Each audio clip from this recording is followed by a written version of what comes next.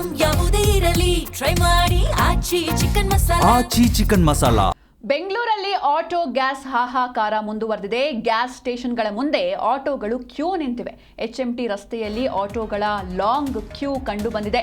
ಬೆಂಗಳೂರಲ್ಲಿ ಆಟೋ ಗ್ಯಾಸ್ಗಾಗಿ ಹಾಹಾಕಾರ ಮುಂದುವರೆದಿದೆ. ಗ್ಯಾಸ್ ಸ್ಟೇಷನ್ಗಳ ಮುಂದೆ ಆಟೋಗಳು ಕ್ಯೂ ನಿಂತಿವೆ.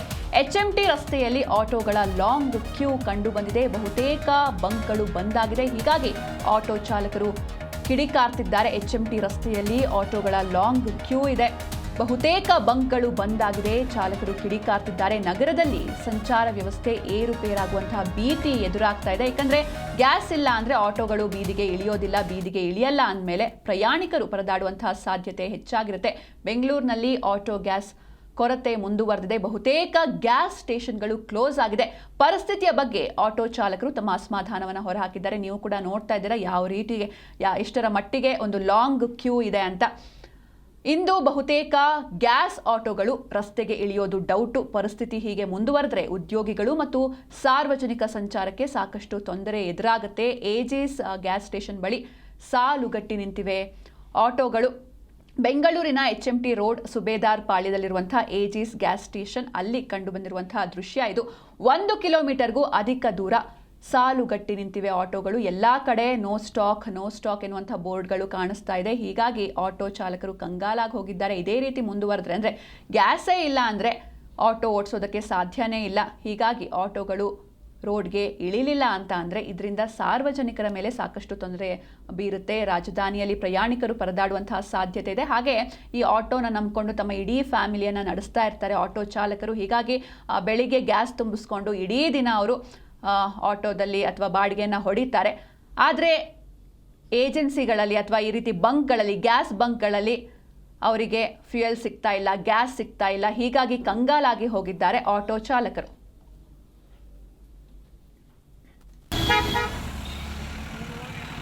ಈ ಬಗ್ಗೆ ಹೆಚ್ಚಿನ ಮಾಹಿತಿಯನ್ನು ನೀಡ್ತಾರೆ ನಮ್ಮ ಪ್ರತಿನಿಧಿ ಭವ್ಯ ಸುನಿಲ್. ಭವ್ಯ, ಇನ್ನು ಯಾವ ರೀತಿ ಇದೆ ಆಟೋ ಚಾಲಕರ ಪರಿಸ್ಥಿತಿ? ಗ್ಯಾಸ್ ಸಿಗ್ತಾ ಇಲ್ವಾ, ಹೇಗೆ ಅಂತ?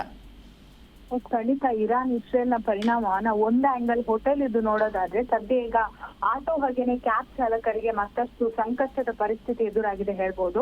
ನಿನ್ನೆಯಿಂದ ಕೂಡ ಬೆಂಗಳೂರಿನಲ್ಲಿ ಆಟೋ ಗ್ಯಾಸ್ ಕೊರತೆ ಉಂಟಾಗಿದೆ. ನಿನ್ನೆ ಕೂಡ ಸರತಿ ಸಾಲಿನಲ್ಲಿ ನಿಂತು ಬಹಳಷ್ಟು ಚಾಲಕರು ಒಂದು ಪ್ರತಿಭಟನೆಯನ್ನ ಕೂಡ ಮಾಡಿದ್ರು. ಸೊ ಇವತ್ತು ಬಹುತೇಕ ಗ್ಯಾಸ್ ಸ್ಟೇಷನ್ಗಳು ಕೂಡ ಕ್ಲೋಸ್ ಆಗಿರುವಂತದ್ದು. ಪರಿಸ್ಥಿತಿಯ ಬಗ್ಗೆ ಆಟೋ ಚಾಲಕರು ಅಸಮಾಧಾನ ವ್ಯಕ್ತಪಡಿಸ್ತಾ ಇದ್ದಾರೆ. ಸೊ ಆಟೋಗಳು ರಸ್ತೆಗಿಳಿಯೋದು ಬಹುತೇಕ ಡೌಟ್ ಅಂತಾನೆ ಹೇಳ್ಬೋದು. ಪರಿಸ್ಥಿತಿ ಹೀಗೆ ಮುಂದುವರೆದರೆ ಉದ್ಯೋಗಿಗಳು ಮತ್ತು ಸಾರ್ವಜನಿಕರ ಸಂಚಾರಕ್ಕೆ ತೊಂದರೆ ಆಗುತ್ತೆ. ಯಾಕಂದ್ರೆ ಬಹಳಷ್ಟು ಜನ ಮಾರ್ನಿಂಗ್ ಮೆಟ್ರೋಗಿಂತ ಆಟೋದಲ್ಲೇ ಡೈರೆಕ್ಟ್ ತಮ್ಮ ಆಫೀಸ್ಗೆ ಹೋಗ್ತಾರೆ. ಅಂದ್ರೆ 60 ರೂಪಾಯಿ ಆಗಿರ್ಬೋದು, 30 ರೂಪಾಯಿ ಈ ರೀತಿ ಆಗುತ್ತೆ ಅಂತ. ಸೊ ಸದ್ಯ ಗ್ಯಾಸ್ ಸ್ಟೇಷನ್ ಬಳಿ ಬಹಳಷ್ಟು ಸಲ ಅಂದ್ರೆ ಹೋದ್ರೂ ಕೂಡ ಸರಿಯಾದ ರೀತಿ ಇವರಿಗೆ ಏಜಿಸ್ ಗ್ಯಾಸ್ಗಳು ಸಿಗ್ತಾ ಇಲ್ಲ. ಸೊ ಹೀಗಾಗಿ 1 ಕಿಲೋಮೀಟರ್ಗೂ ಅಧಿಕ ದೂರ ಸಾಲುಗಟ್ಟಿ ಆಟೋಗಳು ಕೂಡ ನಿಂತಿರುವಂತದ್ದು. ಸದ್ಯ ರಾಜ್ಯ ಸರ್ಕಾರ ಆಗಿರ್ಬೋದು, ಕೇಂದ್ರ ಸರ್ಕಾರ ತಮ್ಮ ಏನು ನೋವನ್ನ ತಕ್ಷಣ ಅಂದ್ರೆ ನೋಡ್ಕೊಂಡು ಸರಿಯಾದ ರೀತಿ ವ್ಯವಸ್ಥೆನ ಮಾಡ್ಬೇಕಂತ ಆಟೋ ಚಾಲಕರು ಆಗ್ರಹ ವ್ಯಕ್ತಪಡಿಸ್ತಾ ಇದ್ದಾರೆ. ಯಾಕಂದ್ರೆ ಈಗಾಗ್ಲೇ ಆಟೋ ಚಾಲಕರು ಕೂಡ ತಮ್ಮ ಆಟೋ ಚಾಲನೆಯನ್ನು ಬಿಟ್ರೆ ಅವರ ದಿನನಿತ್ಯದ ಒಂದು ಕೂಲಿ ಏನು ಅವ್ರು ಪಡಿತಾರೆ ಅದು ಕೂಡ ಅವ್ರಿಗೆ ಬಹಳಷ್ಟು ಕಷ್ಟಕರ ಪರಿಸ್ಥಿತಿ ಆಗುತ್ತೆ. ಯಾಕಂದ್ರೆ ಆಟೋದವರು ದಿನನಿತ್ಯ ಪ್ರತಿನಿತ್ಯ ಒಂದು ದಿನದ ಆಟೋದಲ್ಲಿ ಎಷ್ಟು ಲಾಭ ಬರುತ್ತೆ ಅದರ ಆಧಾರದ ಮೇರೆಗೆ ಅವರ ಜೀವನವನ್ನ ನಡೆಸ್ತಾ ಇರ್ತಾರೆ. ಸೊ ಆಟೋದವರಿಗೆ ಒಂದು ಕಡೆ ಎಫೆಕ್ಟ್ ಆದ್ರೆ ಇದು ಸಾರ್ವಜನಿಕರಿಗೂ ಕೂಡ ಎಫೆಕ್ಟ್ ತಟ್ಟುವ ಸಾಧ್ಯತೆ ಇರುತ್ತೆ. ಸೊ ಅದಕ್ಕೆ ನಿನ್ನೆ ಸೆಂಟ್ರಲ್ ಗವರ್ಮೆಂಟ್ ಕೂಡ ಕೆಲವೊಂದು ಮಿನಿಸ್ಟರ್ಗಳು ಈಗಾಗಲೇ ಲಾಕ್ ಡೌನ್ ನ ಮುನ್ಸೂಚನೆಯನ್ನ ಕೊಟ್ಟಿದ್ದಾರೆ. ಸೊ ಎಲ್ಲೋ ಒಂದ್ ಕಡೆ ಕೋವಿಡ್ ನ ಪರಿಸ್ಥಿತಿ ಮತ್ತೆ ಉದ್ಭವ ಆಗುತ್ತಾ ಅನ್ನೋ ಪ್ರಶ್ನೆ ಕೂಡ ಇಲ್ಲಿ ಉಲ್ಬಣ ಆಗ್ತಾ ಇದೆ. ಯಾಕಂದ್ರೆ ಈ ರೀತಿಯಾಗಿ ಒಂದೊಂದು ಟ್ರಾನ್ಸ್ಫರ್ ಏನೆಲ್ಲ ಇದೆ ಸೊ ಅದೆಲ್ಲ ಒಂದೊಂದು ಕಡೆ ಸ್ಟಾಪ್ ಆಗ್ತಾ ಹೋದ್ರೆ, ಯಾಕಂದ್ರೆ ಇದು ಈಗ ಎಕ್ಸಾಂಪಲ್ ಆಟೋ ಮುಂಬರುವಂತಹ ದಿನಗಳಲ್ಲಿ ಕ್ಯಾಬ್ಗಳು ಕೂಡ ಇದೇ ರೀತಿಯಾದಂತಹ ಸಮಸ್ಯೆಯನ್ನು ಎದುರಿಸುವ ಸಾಧ್ಯತೆ ಇರುತ್ತೆ. ಯಾಕಂದ್ರೆ ಈಗಾಗಲೇ ಬಹುತೇಕ ಕ್ಯಾಬ್ಗಳು ಕೂಡ ಗ್ಯಾಸ್ ಅನ್ನ ತುಂಬಿಸ್ಕೊಂಡು ಓಡಾಟ ಮಾಡ್ತಾ ಇರುವಂತದ್ದು.